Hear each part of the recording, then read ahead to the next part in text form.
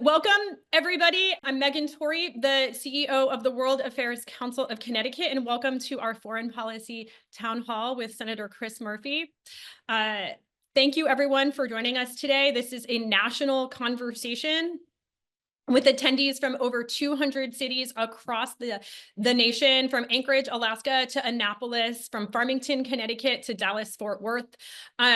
Thank you to our partners today, which include World Affairs Councils from Anchorage, Alaska, Columbia, South Carolina, Santa Fe, New Mexico, and Albuquerque, New Mexico, Phoenix, Arizona, Peoria, Illinois, Tennessee, Greenville, South Carolina, Vermont, Worcester, Massachusetts, Atlanta, Georgia, Charlotte, North Carolina, Cincinnati and Northern Kentucky, Dallas, San Antonio, and Austin, Texas, Harrisburg and Philadelphia, Pennsylvania, Jacksonville and Miami, Florida, the World Affairs Council of Northwest Ohio and Stony Ridge, Ohio, Cleveland, Ohio, and of course, our closest partner, the World Affairs Council of Western Massachusetts up here in Springfield, Mass. So today we're joined by Senator Chris Murphy.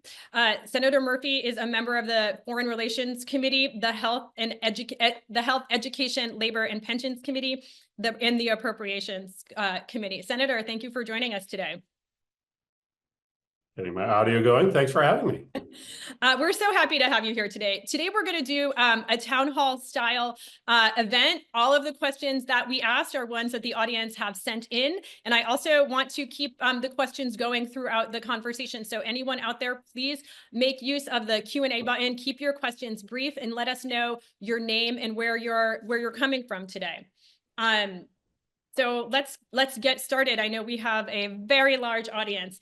Senator, I'm going to give you an opportunity to tell us where we are today. Tell us, as we sit here this week, what are the issues that are concerning you the most?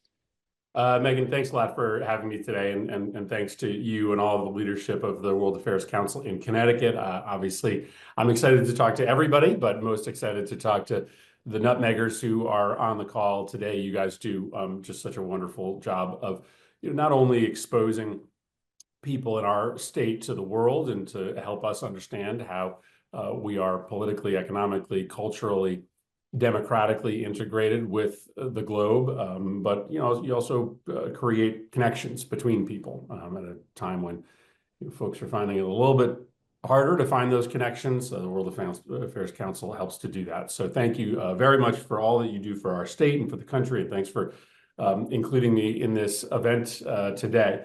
I think that we will spend the majority of time today talking about America's relationship with the world, but it does, I think, require us to spend a moment talking about what's happening here at home, because there is no disconnection between domestic politics and world affairs. America's strength, sure, it comes from our diplomats and from our military, but it really comes from our example.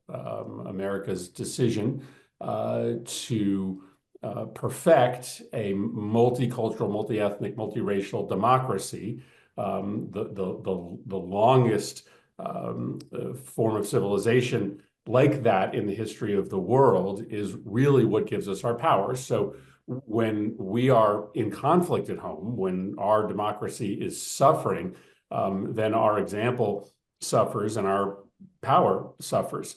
And there are plenty of moments across the course of American history when you could see this sort of direct line between the health of our democracy and the health of our democracy's partners abroad. I'm always reminded of the civil rights movement, which we think of as purely a domestic issue, a conversation between Americans about whether we were going to invite Black Americans fully into American economic and political life.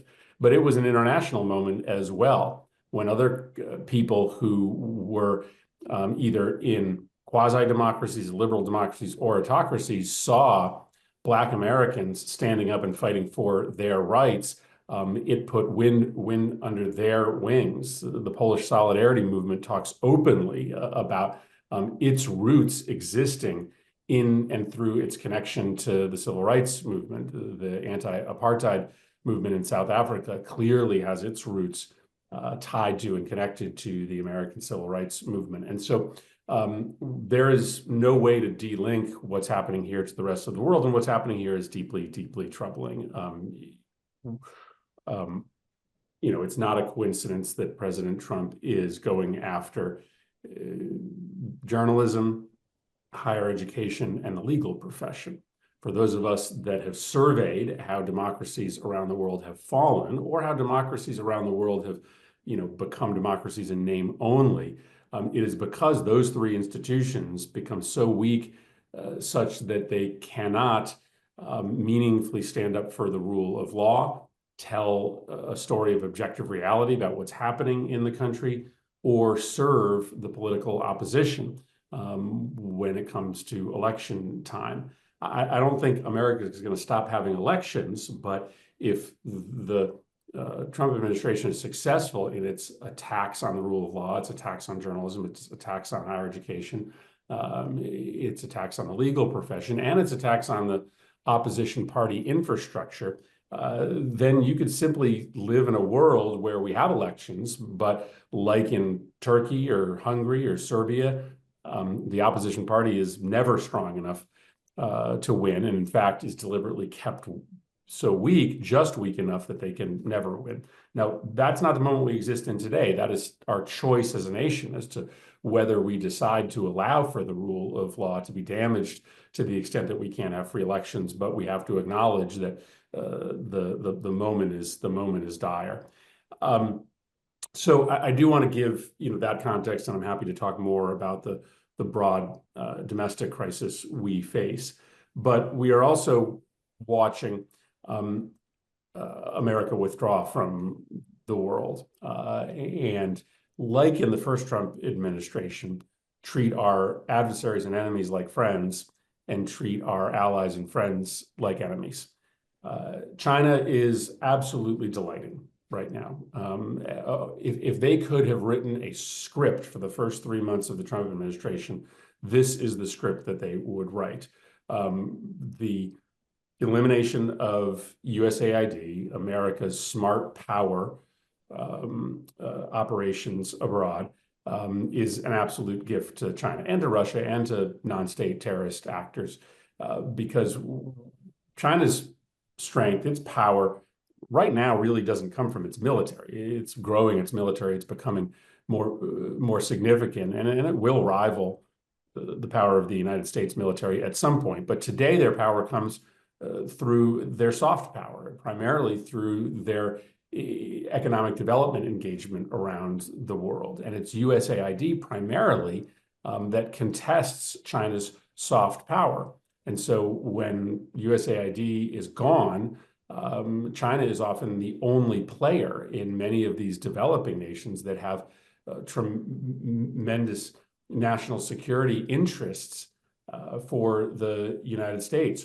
When the United States withdraws from international organizations like the WHO, who comes in and takes over? It's China. I mean, we could pretend that pandemic disease on the other side of the world does not matter to the United States, or we could have paid attention to the last 10 years to know that there's no way to protect ourselves from a virus. And so, of course, we have to be forward deployed everywhere, trying to make sure that deadly diseases are stopped, are quarantined before they ever escape beyond their origin. The WHO does that. And whether you think the WHO is efficient, inefficient, the decision to withdraw from the WHO, gravely harms U.S. national security, but essentially hands the leadership reins of global public health policy to other countries like China. On tariff policy, I am, let me take one other capacity that has been stood down. You saw what has happened to USAID is also happening to our information agencies, to Radio Free Europe, to the similar capacity in Asia and South America. Again, we are just ceding the information space to our adversaries. We never had a terribly effective capacity to confront Chinese and Russian and Iranian propaganda, but that is one of the most important kinds of warfare today. You cannot deny that China and Russia expand their influence because of their information capacity. A big part of the reason why Russia even occupies the part of Ukraine it does is because of their information infrastructure that ran for a long time uncontested in eastern Ukraine, convincing folks in that part of the world that they were better off aligned with Russia instead of with Ukraine. America is now off the playing field when it comes to contesting propaganda, a huge liability for the United States. On tariff policy, again, China is delighting. Now, China is the subject of a few of these tariffs, but most of the attention has been on Mexico and Canada, again, our friends. China actually has a lighter set of tariffs applied to it than many of our neighbors do. And I think you may have seen recently that China just announced, I think within the last 24 hours, a new economic alliance structure with our allies in the region, with Japan and South Korea, to try to manage the impact on their collective economies of U.S. tariffs, especially on the automobile industry. So, not only is China rising, not only will China become more powerful more quickly, but we are resetting alliances all around the world as our friends run to our enemies, because nobody can rely on the United States of America any longer. And this ultimately will create a crisis.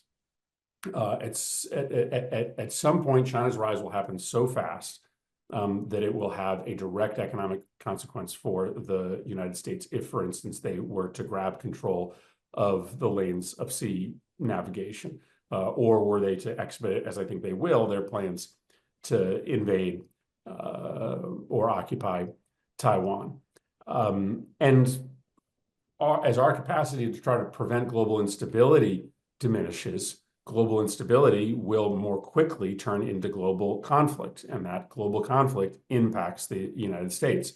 Whether or not we get directly dragged into a conflict, when parts of the world, especially in the developing world, become more unstable, it is non-state actors often who have one eye potentially trained on the United States as a potential target who get stronger.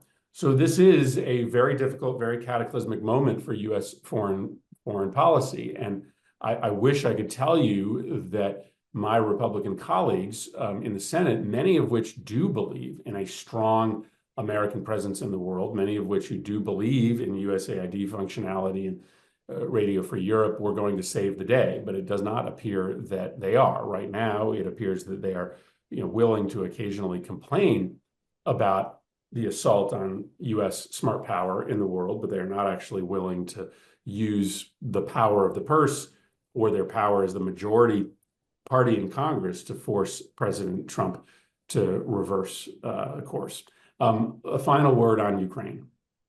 As many people on this call know, early on, I don't think there was anybody who spent more time in Ukraine than me. Once the latest version of the conflict started and a lot of people were traveling to Ukraine, I didn't feel like I needed to be there as much. But from 2013 to 2022, I don't know that there was another member of Congress who was there as much. I was there in 2013 with Senator McCain, standing on the Maidan as those early protests were happening. I was there on the day of the referendum when Russia essentially attempted to illegally annex Ukraine. I was there for President Poroshenko's inauguration. Nobody knows or cares about Ukrainian independence and sovereignty more than me, not only because I've been there, but because I am part Ukrainian. It is heartbreaking what is occurring right now. I think Trump has made the decision to hand Ukraine to Putin, and he's just sort of figuring out how to do that. Obviously, a ceasefire on the wrong terms would be disastrous for Ukraine. If, for instance, Ukraine was forced to pull its forces back from the line of contact, Russia would use that opportunity to continue to move forward. A ceasefire without any kind of security backstop for Ukraine is a disaster as well. A ceasefire without a continued flow of weapons from the United States to Ukraine would also potentially seal the fate of Ukraine. We're watching these negotiations very carefully. I think right now Putin doesn't want a ceasefire because he believes that he can continue to sort of undermine the U.S. Ukrainian alliance, and so a ceasefire 6 months from now, when Ukraine's ammunition stores are depleted completely, would be a much more attractive ceasefire for Vladimir Putin, because if he chose to violate it, Ukraine would have no defense. Is there an outside chance that the Europeans can stand up and provide some of the military equipment that will be lost if the United States steps back? Yes, but there are certain key systems that only the United States can provide. Is there a chance that ultimately Republicans in the Senate will stand up and do the right thing on behalf of Ukraine? That's a possibility, but right now they don't show any signal that they are going to be willing to break from President Trump on anything, so they may just hold their nose as Ukraine falls. And of course, the consequence of Ukraine falling, if it does, is disastrous, because it will mean that Putin will likely continue having been given that green light, and it will mean that China will accelerate its expansionist plans as well. Again, there's a chance the Europeans can step up to sort of fill this next 3.5-year gap for Ukraine. Ukraine will not stop fighting, and do not ever underestimate the power and effectiveness of the Ukrainian army and the Ukrainian people. And there is a chance that there could be a coalition down the line where Republicans actually do decide to stand up to Trump's alliance structure with Putin. So I don't want to, make this moment seem too dire, but it's dark. It is definitely dark, and I don't want to sugarcoat it for you all. The last final thing to say, in terms of connecting the domestic moment to the international moment, is on the subject of corruption. As you know, the Trump family is sort of shamelessly monetizing the presidency in a way that has never, ever existed in the history of the United States of America. American foreign policy is just simply up for sale right now. And so you can never trust that a decision being made by this administration has any connection to U.S. national security interests. It may simply be about what makes the Trump family richer. The worst of the corruption that should be a disqualifying scandal in and of itself is Trump's crypto coin. So, as you know, right before the inauguration, Trump launched the Trump coin. It is still on all of the crypto markets as we speak. It has been a very successful project for the Trump family. And essentially, it is a legalized form of money laundering, because there is no disclosure on who is purchasing the coin. That money is all eventually ending up, not all, that money eventually ends up in the pockets of the Trump family. And you literally could have a Russian oligarch, a Saudi prince, a oil company CEO using the Trump coin to enrich Trump, and then sort of on the side telling the Trump administration what they want. It's essentially Trump sort of posting his Venmo account online and having any foreign actor be able to send unlimited amounts of secret cash directly to the Trump family. And so that is a standalone tragedy of our current foreign policy, that there is likely major foreign interests that are sending money directly to Donald Trump. We know, for instance, that in the first week that the coin was made available, one Chinese individual bought, and I don't have the notes in front of me, but bought a massive, sizable stake, I mean, in the hundreds of millions of dollars, in the coin, a Chinese individual, right? Nobody in China with that kind of money is operating outside of the CCP. That is an individual aligned with the Chinese government who bought a massive amount of Trump coin, and they didn't do it for no reason. That individual made money on the coin. There's no doubt about it. But those people that are secretly buying Trump coin overseas are clearly doing it with a mind towards influencing policy. So with all of that good news, for you, I'll stop there and be glad to be in a conversation with y'all. So thank you so much, Senator. We're so proud to have you representing us in Washington, doing such an amazing job. I know you would, so just to follow the line that you were just on, and you addressed this at Foreign Policy Live last week, are we a kleptocracy? I mean, is there anything we can do to stop that? Well, I think we are headed towards kleptocracy. There's no doubt that Elon Musk is using his access to the government in order to enrich himself. You've seen, for instance, his announcement that he was going to cancel a contract at the FAA that was going to one of his competitors, Verizon, in order to award that contract to himself. There's a real plan as to how Musk has gone after shutting down particular federal government capacities. Not a coincidence that he first went after the NLRB, where there are lots of labor violations against his company being litigated. Not a coincidence that he went after a very small office in the NTSB that oversees the regulation of his automated vehicles. Musk is using his access to the Treasury and to the federal government in order to rig the rules to benefit himself. And then the legislative agenda, excuse me, just looks kleptocratic in and of itself. I mean, we are debating this week in front of the Senate an extraordinary piece of legislation, a piece of legislation that will cut Medicaid in Connecticut, that's the Husky program, by almost $1 trillion. That will result in overnight millions of people losing their health care all across the country, hospitals closing their doors all across the country. And for what? For what? In order to pass another massive tax cut for the very, very wealthy. Almost $1 trillion in tax cuts for the wealthy, almost $1 trillion in cuts to Medicaid.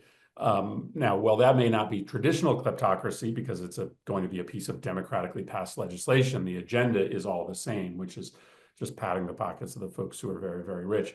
And of course, the Trump coin is not the only way that the White House is, brazenly using its office in order to make money. You saw a series of White House interactions in the first 30 days between the White House, the PGA, and the Saudi government. And as folks on the call who follow golf know, there's a big dispute playing out between the Saudi-backed golf league, the LIV, and the PGA. And the Trump family are partners with the Saudi-backed golf league. If the Saudi-backed golf league does well, then the Trump family does well because a lot of the tournaments are played at Trump courses. And so, of course, under any traditional understanding of ethics, first, the president of the United States would have divested himself of a financial stake in a company owned by a foreign government. But that wasn't even on the table. So, of course, the next logical thing to do would be to recuse yourself and to not broker agreements between the company that you have a stake in and a competing company. But that's what Trump is doing. He is literally bringing foreign leaders who he's doing business with into the White House, bringing American companies who are competitors into the White House, and using his enormous leverage as president of the United States to effectuate business deals that help him. That is fundamentally corrupt, fundamentally unethical. Many of these cases will ultimately be decided by the Supreme Court, but there are many fewer ethics laws that apply to the president than apply, to most state legislators in the country. So, it's unclear whether the courts will be able to actually unwind all of this corruption. So diving into more questions. So I have a question in going back to a little bit to soft power. I have a question from Jim Falk in Santa Fe. Also a very similar question from Deborah Lake here in Manchester, Connecticut. Can you elaborate on the status of Account 150, which includes the Fulbright program, the International Visitor Leadership Program, which impacts so many World Affairs Councils around the country? So many are wondering, what's going to happen? Yeah, I mean, all of these spending freezes are going to be litigated ultimately by the Supreme Court. When Congress appropriates dollars to any particular line item or to any particular program and authorizes those programs, I think in this case, all those programs are both authorized and appropriated. The president does not have the discretion to stop funding those programs. That is called an impoundment. It is illegal and unconstitutional. So at some point, the decisions that the administration has made to stop funding those programs and others will ultimately be settled by the Supreme Court. I mean, our founding fathers were very, very purposeful in the decision to vest spending power in the legislative branch. They knew that if the executive was able to decide who got funded and who didn't, it would become a mechanism to compel loyalty. They had seen the British king do that. Whereas the legislature, which is made up of different factions, represents the full and total geography of the United States, would allocate spending in a way that would ultimately be a compromise. So, all these decisions will ultimately be made, by a series of court cases, which are winding their way up to the Supreme Court. So a question from Abby here in Hartford, Connecticut. What does the release of the contents of the Signal group chat mean for our relationship with our allies, with our perception in the world? Well, I think you are already seeing, and you were before the Signal chat, a real reduction in information sharing from our allies to the United States. They, and I don't want to betray, specific conversations that I've had with our allies, but there is just no faith that classified information will be kept classified by the Trump administration, just the cavalier way that Trump himself had been treating classified information. The nomination of people like Tulsi Gabbard, who, had a very troubling history, a suspicious history, a worrying history of parroting Russian and Syrian talking points. And then the bet that there was going to be this kind of incompetence when you put in charge of our national security infrastructure people who have never, ever done jobs that require the kind of high-level record-keeping, classification, and decision-making that these jobs do. So I think even before the leak of the Yemen war plans on Signal, you were already seeing a lot of our allies, decide to pull up and hold back data and information. And I think that will continue. And obviously there's something much more fundamental happening, which is, that our allies just don't believe they can rely on us. And so they are making different plans. The Europeans, as you know, are actively involved in conversations about, how to build a security infrastructure whereby they don't have to rely on the United States. But that also means that they will not be there to defend us either. So, Article 5 of the NATO treaty has only been exercised once, and it was not in Europe's defense, it was in our defense. We needed our European partners to back us up when we were attacked on 9/11, and they did in Afghanistan. So we become weaker if the Europeans decide over the next 4 years that they are just no longer going to be militarily integrated with the United States. So there were a series of questions. So last week we were focusing on the Signal chat, but we weren't focusing necessarily on why we were bombing the Houthis. Can you discuss the sort of that foreign policy decision? Why were we doing that to begin with? Just say again, I missed the question. Yeah, so when we were talking about the Signal chat, we were really focused on, the leak, as we should be, but there was less discussion about why we were bombing the Houthis. What, strategically, what was the US doing? Right. And I raised this and was one of the few to raise it over the course of the last week. As many people on this call know, before many of my colleagues knew where Yemen was, I was organizing a campaign to stop the U.S. involvement in the Yemen war. And one of the things that I was warning about, and I don't want to engage in "I told you so" dynamics, but one of the things that I was warning about way back in 2017, 2018 was that by the U.S. decision to fund and back the Saudi participation in the Yemen civil war, and for a decade, the Saudis were backing a faction inside Yemen that was fighting the Houthis that had taken control of the capital and sizable portions of the country, that we were having the impact ultimately of empowering the Houthis,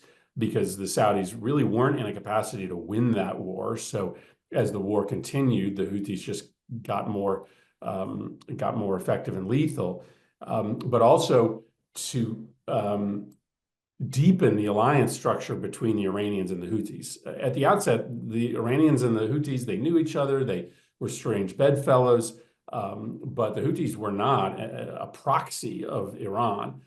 They were not wholly dependent on Iran. And the level of weapons flow from Iran to the Houthis was relatively low level when this conflict began. But as the U.S. increased its participation, the Iranians increased their participation, right? It's a classic cycle of escalation, such that the Houthis became a much more effective fighting force. They were in control of much more significant weapons systems, so that now the Houthis have the ability to fire into the Red Sea and harm and interrupt the shipping traffic. I'm not saying the United States is to blame for that, but our escalatory policy with respect to our participation in the Yemen civil war is certainly a contributing factor to the reason why Yemen has the ability to be so provocative in the region. So what Trump says he's doing is launching these strikes to stop the Houthis from firing into the Red Sea, from firing at shipping traffic, as to create a deterrent. Well, there's two things to say about that. Now, Biden was doing this as well. So, I mean, this is in some way a follow-on from Biden policy. But it has not worked. So the Houthis are pretty good at hiding their weapons systems. The Iranians just simply supply new systems as soon as the old ones get interrupted. It's a pretty low-cost mechanism for both the Houthis and the Iranians to be provocative in the region. So there's not a lot of sign that this works. We spend a ton of money firing at the Houthis, and the Houthis continue to fire at us. Two, it's illegal.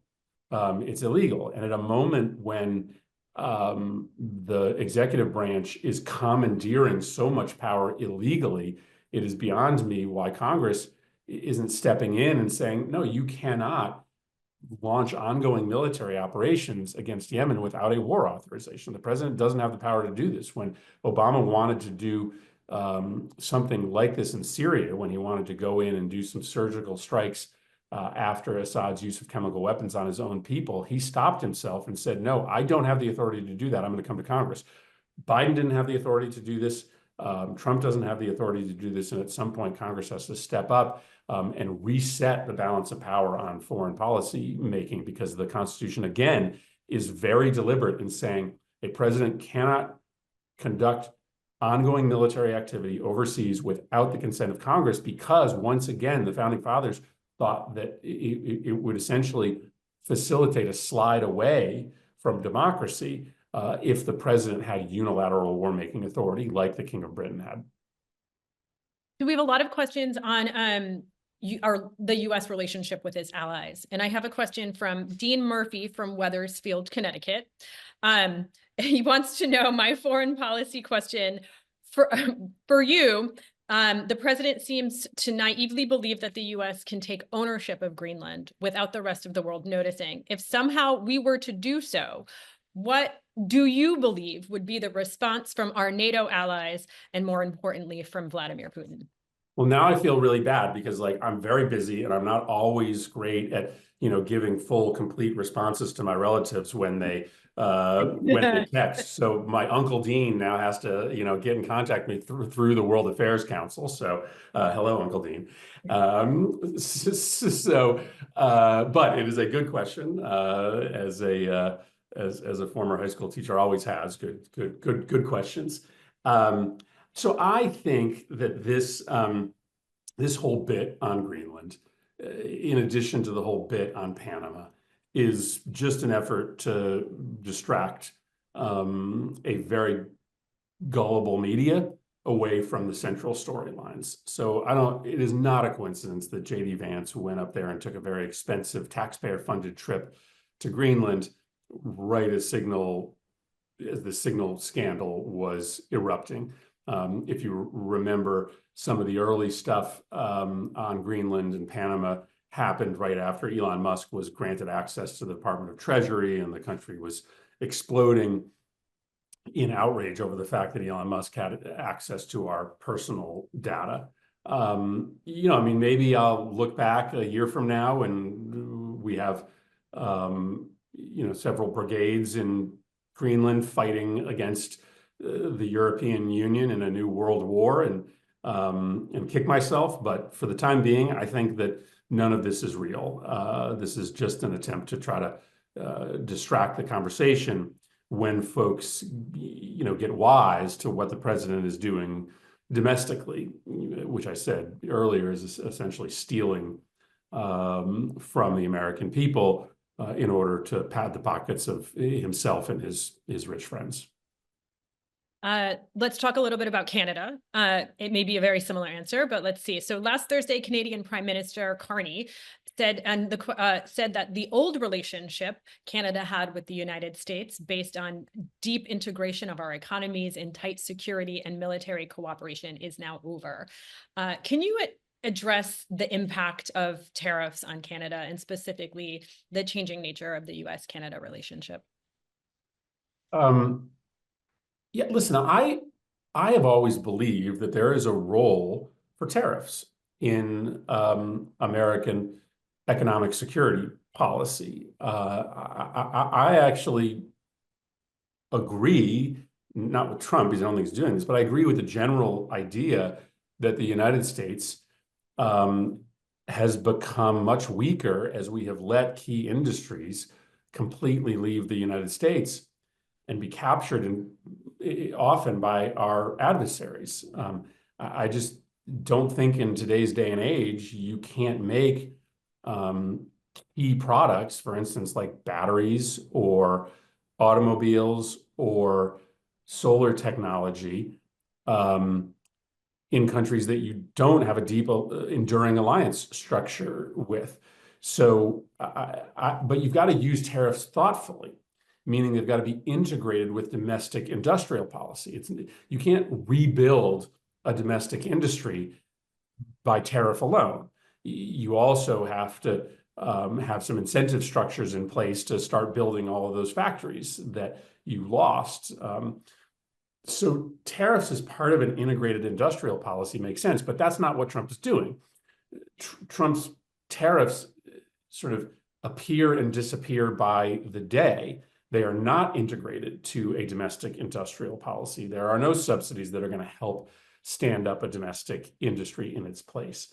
One of the most complete tariff structures that he did implement from his first term were on washing machines. So he wanted to bring the washing machine industry back to the United States. Now, query whether that's one of the essential industries that the United States has to have, domestic washing machines. But he made that decision. And I bring that up because we actually have the benefit of seeing what happens when you do tariffs and tariffs alone without industrial policy. So the price went way up on washing machines. So American consumers spent thousands of additional dollars on washing machines. The cost of other items went up too, because those companies saw, oh, well, if I raise the price on washing machines, I can just raise the price on dryers too. So the cost of dryers went up.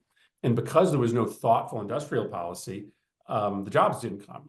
The total number of new jobs that were created in just a handful of factories were about 1,800 total in the entire country. that industry remained offshore, and all that happened was that prices went up in the United States. So, the way that Trump is using tariffs with Canada or other countries looks like it's going to achieve the same result: higher prices for Americans, but no real regrowth of American industry. And some of the tariff policy on Canada is just nonsensical. Like, I would love to have Canadian hardwood in the United States, but it doesn't grow in the United States. So putting tariffs on Canadian lumber that doesn't grow in the United States, that only grows in Canada, it just, it's like a 6-year-old is making up our tariff policy. And by the way, it is true that the alliance structure has been shattered. But for Trump's purposes, he doesn't really need our allies for anything because he's not fighting for us any longer abroad. Part of the reason you wanted Canada close, and you wanted Mexico close, and you wanted the Europeans close, was that so that when we're sitting at a table like the WHO, and there's a really big decision to be made about pandemic protocols, right? And China's on one side with really loose standards, and the US is on the other side with really tight standards that would protect us. We can reach out to the Canadians, right? To the Brits, to the Europeans, and say, listen, let's fight this fight together against the Chinese. Well, Trump's not fighting any of those fights any longer. It's just Chinese standards that are going to rule. So I guess part of the reason why he doesn't worry about being in a constant battle rhetorically and politically with the Canadians is because he's just ceding global leadership to the Chinese and the Russians anyway. So why build an alliance structure that you're never going to actually call upon? So let's talk about Russia, and then let's talk about China. I have a question here on from Gil Gross from Santa Fe, New Mexico. President Trump seems to believe that pleasing Putin will cleave Russia from China, but those two countries seem to be getting even closer economically. Is there any chance Trump's strategy will work? No, absolutely not. And I'm not sure this is actually his strategy. I think this is sort of a post hoc attempt to put some intellectual or strategic veneer on a decision that has nothing to do with balances of power. Because Trump doesn't ever talk about trying to pull apart the Russian-Chinese alliance structure. He just talks about how much he likes Vladimir Putin and how much he hates the democracies that Putin is fighting. I think Trump has made a fundamental decision to align himself with dictators, or to align himself with democratic leaders who are transitioning their countries to dictatorships. Because by doing so, he normalizes autocracy and kleptocracy, and he normalizes the slide away from democracy. We haven't yet talked about Turkey, where we saw, just in the last several weeks, a massive crackdown on the opposition. Turkey quickly sliding fully away from democratic norms. Not a coincidence that the decision to throw the opposition leader in jail was made right after a phone call with Donald Trump, likely endorsed and greenlit by Donald Trump. So I think that's the story here.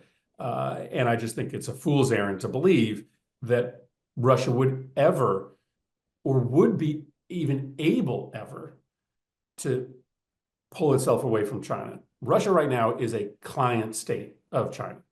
Russia, its economy cannot exist without its integration with China right now. It sells all its oil to China. It gets all of its defense material from China. That is a relationship that is fully dependent. It's a one-way relationship. China right now owns Russia. Russia has no ability to pull itself away because the United States is never going to, on a permanent basis, offer to Russia what China is offering. Maybe Donald Trump would, but Russia is never going to make a bet on the United States because he knows if Democrats are in the White House next, that kind of deep political and economic alliance would immediately be pulled apart. Russia knows the alliance with, it's not an alliance, Russia knows the dependence on China is at least something that they can count on. So I have a question here from Roy Camphausen of Ashford, Connecticut. He's the former president of the National Bureau of Asian Research. And Roy, I'm sorry, I really cut down your question. It boiled it down to, how do you think about continued challenges from China from your perspective from the Senate? What are the most important roles Congress can play in response to challenges that China are posing to the US? Yeah, I mean, again, I don't mean to come here with bad news for you, but like right now, I had some European visitors the other day who were, saying, well, how can we talk to Republicans who believe in the US-European structure? And I said, listen, there are Republicans in Congress who believe in standing up to China, who believe in the US-European alliance structure. But it does not matter. It does not matter. It literally doesn't matter right now. I'm not saying this couldn't change, but right now, it doesn't matter what Republicans think. If they disagree with the president, it doesn't matter because they are not willing to stand up to the president on anything. I'll give you an example. We were in the Foreign Relations Committee last week, and we were debating a bill that was on the global gold trade. It was a totally non-political bill. It was not like even close to any of the political zeitgeist conversations that are happening. It was a bipartisan bill. John Cornyn, Republican from Texas, generally a China hawk, somebody that supports NATO, somebody that's always supported US soft power, and Tim Kaine, Democrat from Virginia. The bill in it had a commission, and on the commission was every sort of relevant agency to the federal national security infrastructure, including USAID.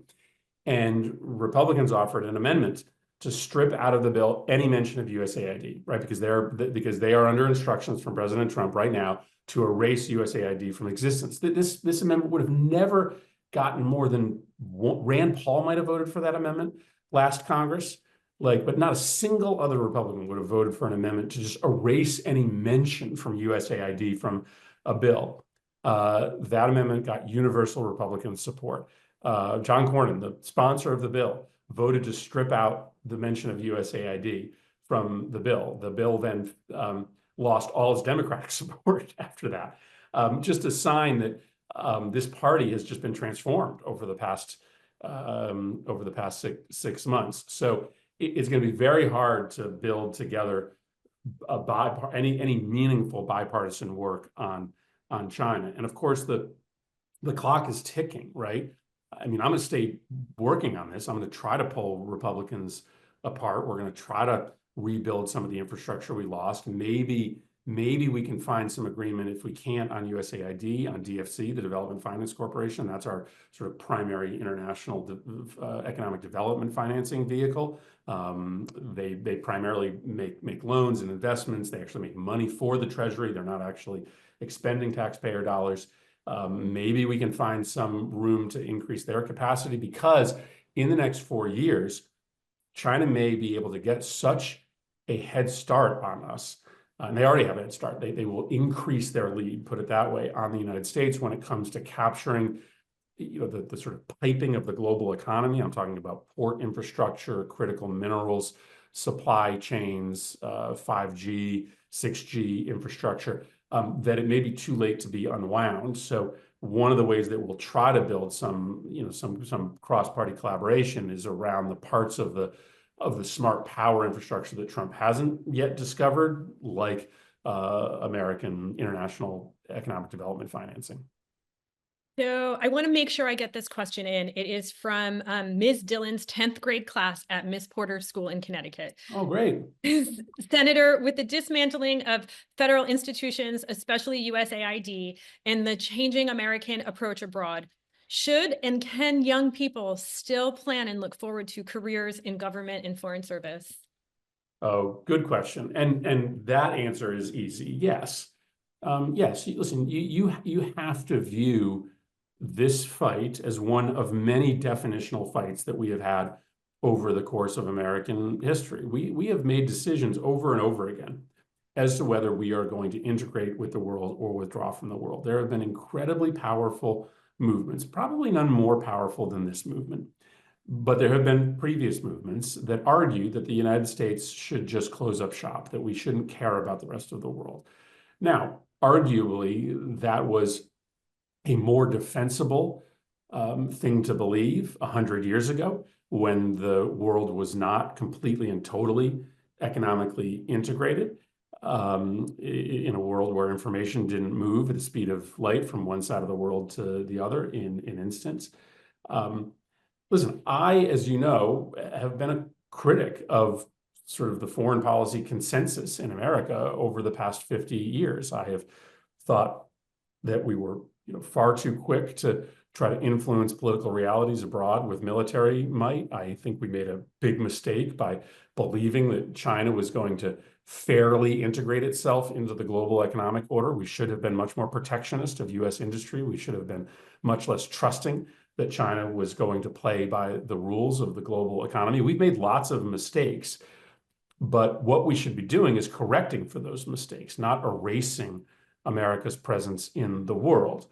I think the next 3 years are going to be very difficult. I think the next 3 years will be difficult for people that are in the foreign service who are representing the United States abroad. But I think we will win this argument ultimately. I think that there are more Americans who, though skeptical of the way in which the United States has deployed itself internationally over the last 50 years, don't believe that the United States should disappear. I know Americans support democracy. I know Americans hate corruption. And so while this is going to be a battle, I think on the other end of this, we're going to come out with a country that is committed to the rule of law, a democracy that is wounded but still alive, and an American presence in the world, though diminished, is not irreversible. The next president, whoever it is, will have a really tough job to rebuild America's credibility in the world. Maybe once Trump leaves the scene, we'll be in a position for more normal Republicans to be able to sort of ascend within that party's infrastructure, and we'll be able to get back some of the consensus that we used to have, so that you don't have these wild swings from Trump to, from Obama to Trump, from Trump to Biden, to Biden to Trump in America's foreign policy around the world. So I can't believe our time is going so quickly. We have hundreds and hundreds of questions. So you always have a door open. I'm going to ask a closing question, and then I'll ask you to leave us with any parting thoughts. This question is from Arthur House from Simsbury, Connecticut. President Trump has made clear his disdain for the U.S. created post-World War II rules-based international order, and is embracing competitive nationalism in which everything is a deal and it's a zero-sum game with every gain offset by someone's loss. What actions do you, Senator Murphy, see for the Democrats and for all Americans who believe in international solutions and in leadership to counter Trump's return to national competition, big power dominance, and the risk of international disorder? Well, we can easily do that in 2 minutes. Arthur envisioned this concept of the League of Nations, not just because he never, ever wanted the world to have to go through another global conflict, the size and the cost, both economic and human, of World War I, the Great War, but also because he saw that a world that was relatively free of mass level state on state conflict would put it in a position to be able to assert its economic and political dominance globally. The United States has been the primary beneficiary of a post-World War II world in which large states do not try to expand their borders by physical aggression.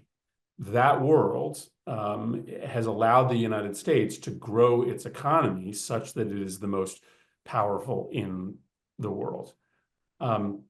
If we return to a world in which there is state-on-state conflict left and right all around the world as autocrats try to expand their power by expanding their borders, the global economy starts to fall apart, and American economic power, which is dependent on our ability to sell to the world and bring products here from the rest of the world, starts to atrophy. In addition, the critical difference between the post-World War II order and the pre-World War II order is the nuclear weapon. And so you could afford occasional state-on-state conflict before World War II and not risk global Armageddon. Today, well, we maybe don't think about nuclear war in the way that our parents or grandparents did, who remembered the bomb dropping in Japan, the bombs dropping in Japan. The risk is no less significant. And so if you get to a world where Russia is given Ukraine and now they feel like they can move onto a NATO ally and the United States or a European country is in direct conflict in Ukraine, there is a real risk of nuclear escalation. And now we're talking not about thousands of people dying, we're talking about millions of people dying. So that post-World War II order is critical for US economic health, but it is also critical for the existential health of the planet, which is why Donald Trump's assault on it is so dangerous and why all of us are going to continue to work in any way we can within our party or across the aisle with our Republican colleagues to try to make sure that even after the assault of the next 3.5 years, that we'll continue on that order. There remains enough support for it globally and inside the United States that we can put bandages back on it and hold it all together. I'm going to let that serve as my sort of closing remarks here. I'm sorry that we only got to a handful of topics. As you may know, we are deep into this conversation about the budget reconciliation bill in Congress. And so I've got to get back to that fight, but you're all great to have me and look forward to coming back again. We look forward to having you. I think you made a great argument for why World Affairs Councils around the country are really important. We encourage all of our citizens to engage. There are over 90 World Affairs Councils in the US. And if you're here in Connecticut, please follow us, please engage. And Senator Murphy, thank you so much. You have an open door and I look forward to hosting you again soon. Thanks, guys. Thank you. Thank you, everybody. Have a great day.